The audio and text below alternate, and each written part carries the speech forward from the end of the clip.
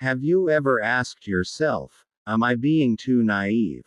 Maybe you've questioned your openness, your tendency to trust, or the hopeful way you view the world, especially when it feels like others are quicker to cheat, lie, or take advantage of kindness.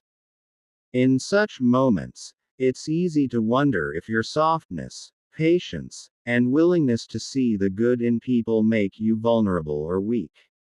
In a world that often rewards cunning and aggression, you might feel out of place. While others seem focused on winning at all costs, you're simply trying to maintain peace. But what if your so-called naivety isn't a flaw? What if it's not weakness but instead a profound spiritual sensitivity?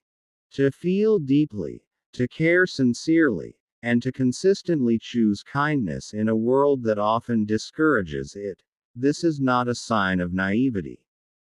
It reflects a deep, spiritual strength that you've carried all along, even if you've never thought to name it.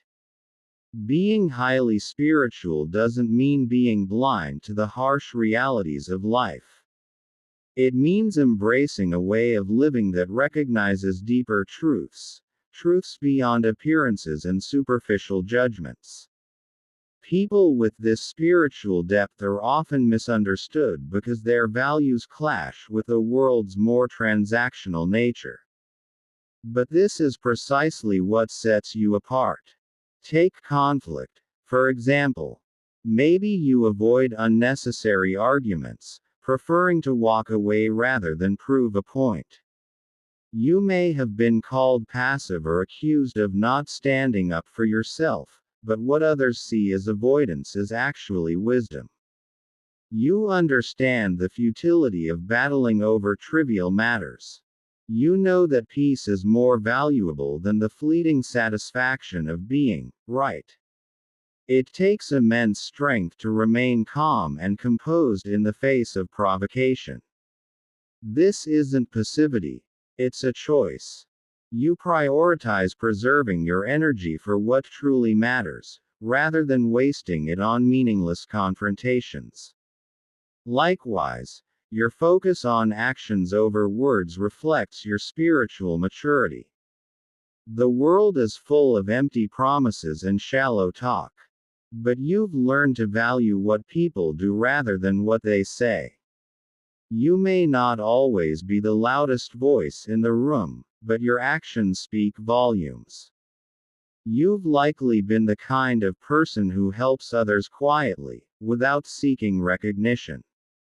This isn't naivety. It's a deep alignment with your principles. You know that true fulfillment comes not from applause but from living authentically. And then there's forgiveness. Perhaps you've been told that letting go of grudges makes you weak or easy to manipulate. But forgiveness is one of the strongest acts a person can commit.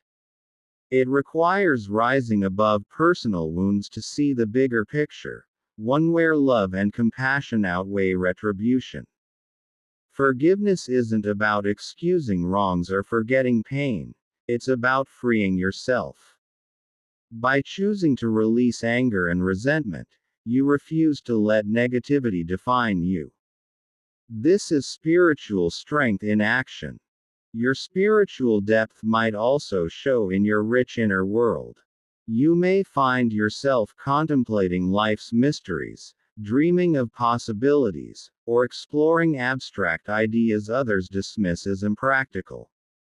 This imagination is not an escape from reality but a way to connect with deeper truths. While others chase social status, material success, or fleeting trends, you're drawn to more enduring pursuits. It's not that you lack ambition, you've simply tapped into a higher understanding of life's purpose. True treasures like love, inner peace, and connection can't be bought or measured.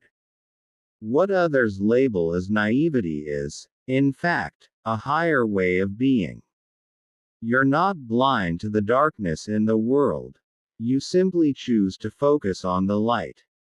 You're not ignorant of people's flaws, you choose to see their potential for growth. You are strong, not weak, for prioritizing peace and forgiveness. In the end, your spiritual path may go unnoticed by those who only value external achievements, but it will lead you to a deeper sense of fulfillment and purpose. Thank you for watching. If you've made it this far, I'd love to hear your thoughts in the comments. What did you learn? What would you add? I'd appreciate it. And as always, wishing you a beautiful day.